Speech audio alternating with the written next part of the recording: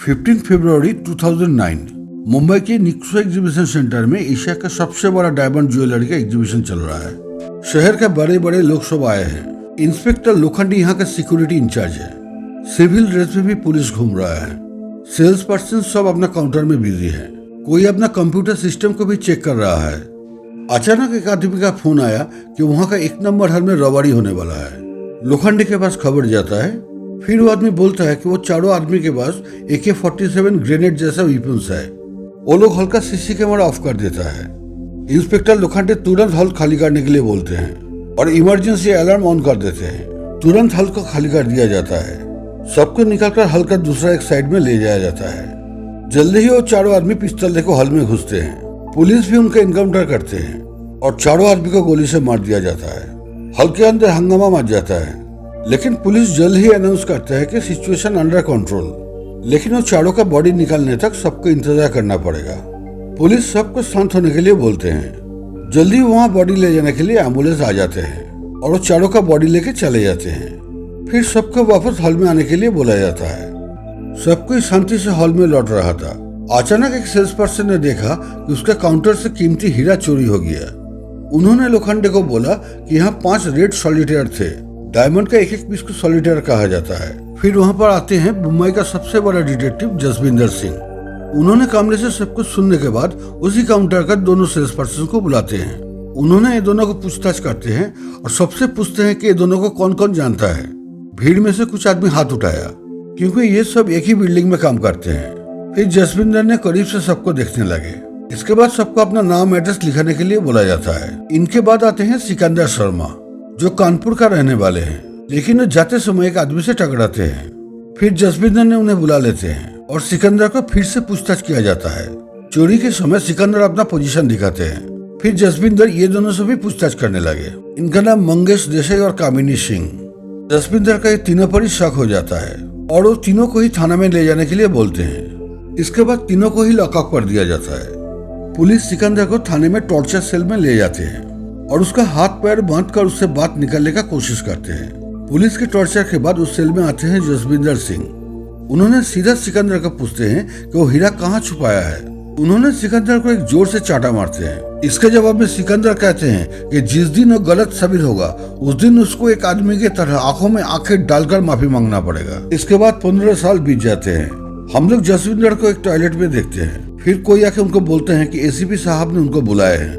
ACP Shrikant ने उनको job से टर्मिनेट करते हैं, क्योंकि ड्यूटी आवर्स में दारू पीने के लिए वो पहले से 6 महीने सस्पेंडेड है। इसके बाद जसविंदर वहां से निकलकर बाहर आते हैं और एक ऑटो में बैठकर कोर्ट जाते हैं। उनका बीबी कौशल्या के साथ उनका डिवोर्स का केस चल रहा था। जज साहब आज उन दोनों को डिवोर्स दे देते हैं।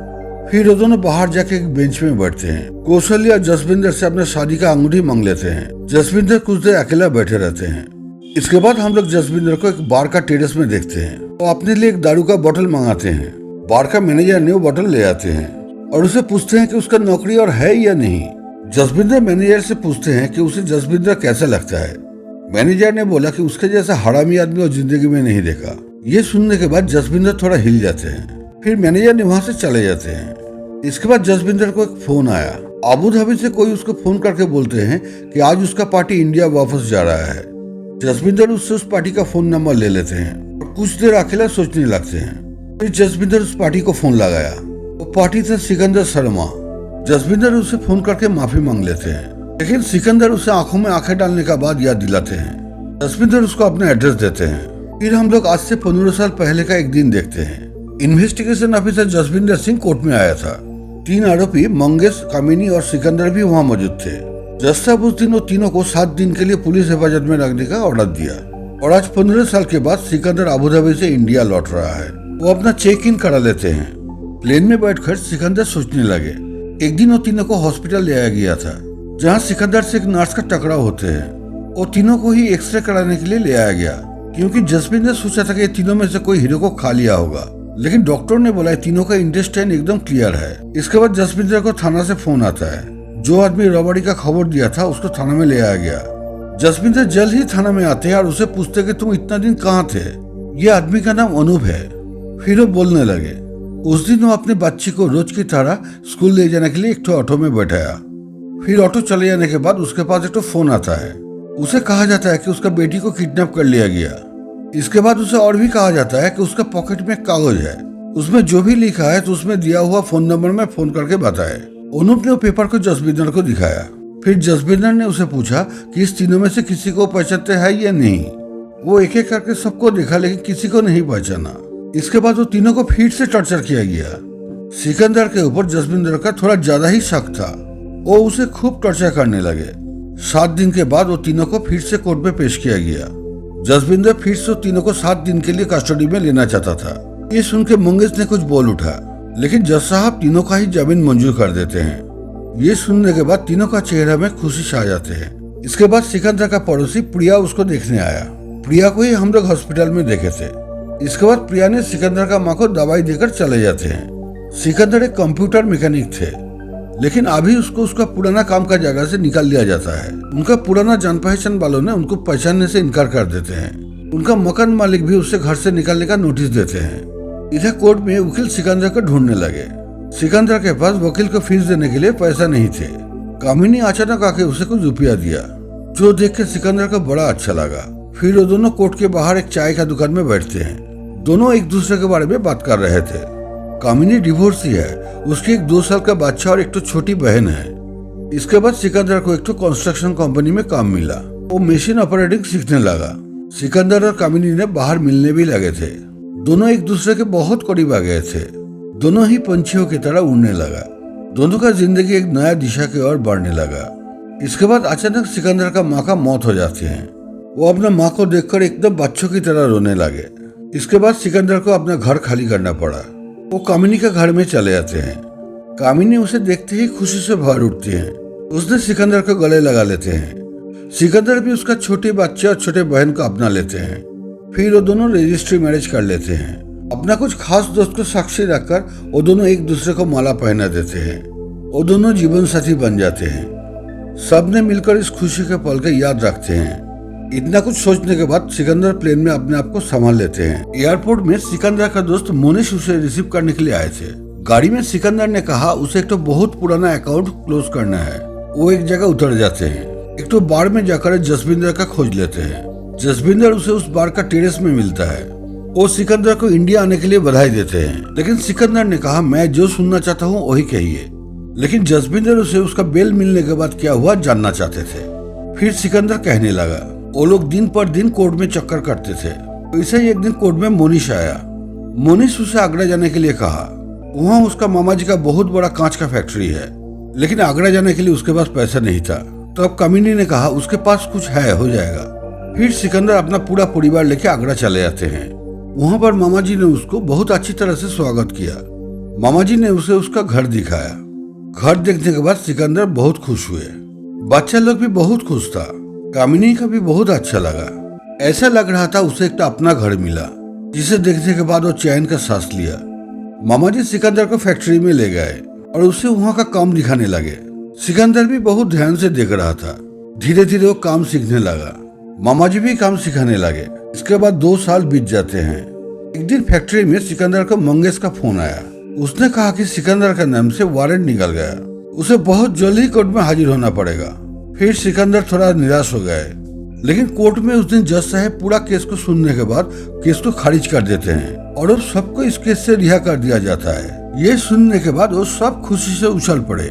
सिकंदर जल्द ही आगरा वापस आते हैं, लेकिन कामिनी को दरवाजा खोलने में थोड़ा देर होता है। फिर सिकंदर उसे खुशी का खबर दी, लेकिन अचानक कामिनी का तबीयत खराब हो जाते हैं। सिकंदर आके उसको पकड़ लेते हैं। फिर वो कामिनी को जल्दी से हॉस्पिटल ले जाते हैं।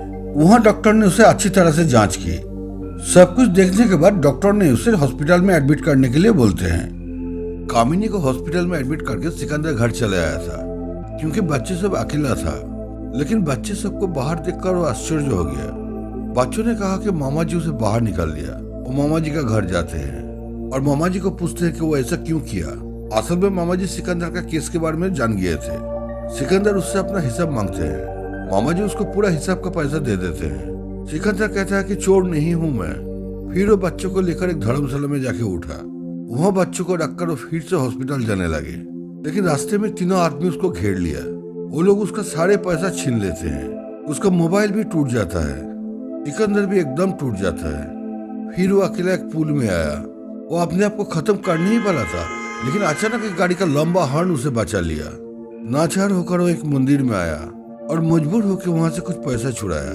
फिर भगवान से माफी मांगकर वो मुनीष को फोन करते हैं। मुनीष ने पूरा कहानी सुनते हैं। फिर उसे पूछते हैं कि अबू धाबी जाएगा। मुनीष ने सिकंदर को अबू धाबी भेज दिया और वहाँ एक कंस्ट्रक्शन कंपनी में काम का भी बंदोबस्त किया।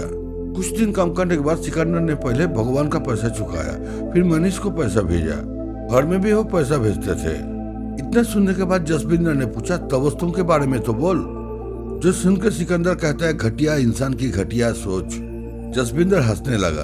अबू धाबी में 4 साल काम करने के बाद सिकंदर को तो अच्छा जगह में नौकरी मिला। तबस्सुम भी वहीं पर काम करती थी। दोनों ही एक दूसरे को पसंद करता था। दोनों में इधर उधर बातें भी होने लगा।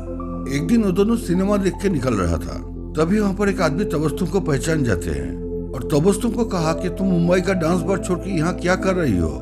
जो सुनने के बाद सिकंदर गुस्से से चले जाते हैं। अभी उसे लगने लगा कि जसबिंदर ही तबस्सुम को उसके पीछे भेजा, लेकिन तबस्सुम जसबिंदर को नहीं जानती थी। ये सिकंदर को बाद में पता चला। ये सुनने के बाद जसबिंदर हंसने लगा। सिकंदर भी थोड़ा चुप हो जाते हैं। इसके बाद जसबिंदर ने पूछा, फिर कभी मिली थी वो तुझसे? सिकंदर कहने लगा, इंडिया वापस आने के दिन वो तबस्सुम से मिले थे। उसने तबस्सुम को सॉरी कहा और उसे गले लगा लिया। फिर उसके हाथ में एक तो पैकेट देकर वो वहां से चले आते हैं। ये देखकर तबस्सुम भी खुश हुई थी।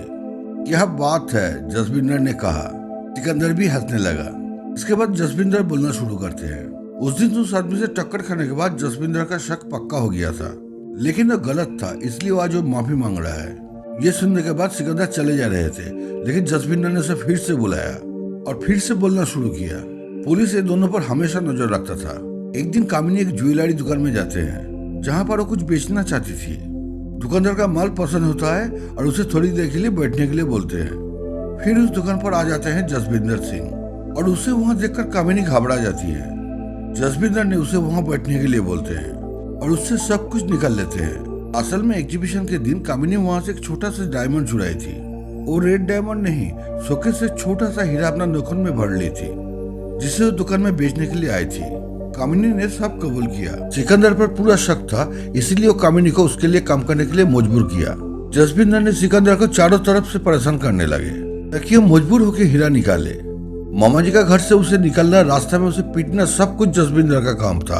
आपने मुझे जीने नहीं दिया जसबिंदर साहब, मैंने तुझे मरने भी कहाँ दिया।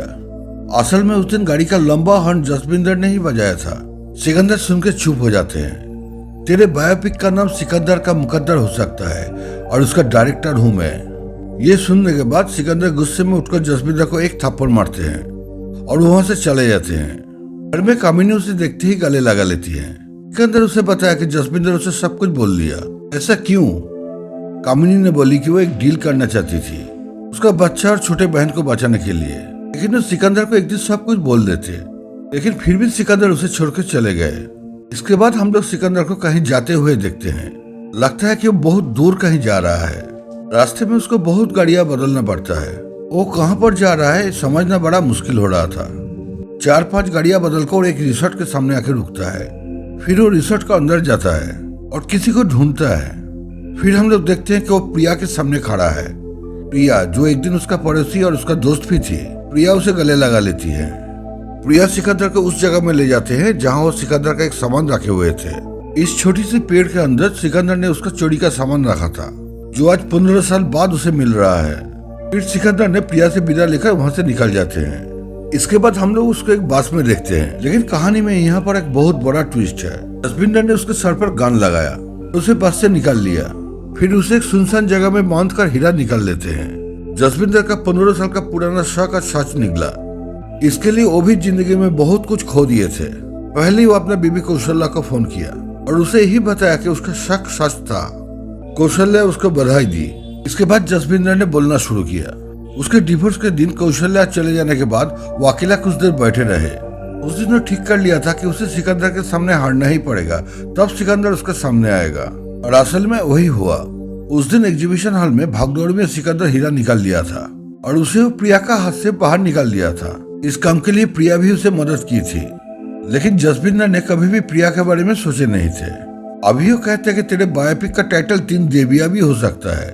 इसके बाद वो सिकंदर को 2 थप्पड़ मारा। फिर सिकंदर से पूछा कि अब कैसा फील हो रहा है। जसविंदर ने उसे कहा कि हीरा आज मेरे पास है, तू भी आज मेरे पास है। फिर सिकंदर ने जसविंदर को पूछा, एक बार क्या हम उसको देख सकते हैं? लेकिन जसविंदर उसे दिखाते नहीं है। सिकंदर ने बोला कि आज 15 साल से हम दोनों ही इसके पीछे पड़े हुए हैं, दोनों ही जीते और दोनों ही हारे। फिर वो जसविंदर को कहता है कि जसविंदर साहब, मेरा एक प्रपोजल है। प्रपोजल क्या है ये तो लगता है डायरेक्टर साहब अकेले ही जानते हैं। लगता है उनका अगले फिल्म में हम लोग भी जान जाएंगे। फ्रेंड, कहानी कैसा लगा कमेंट कीजिएगा। अच्छा लगे तो एक लाइक के साथ मेरा चैनल को सब्सक्राइब कर लीजिएगा। फिर देखा होगा अगले वीडियो में। अपना ख्याल रखिएगा। नमस्कार।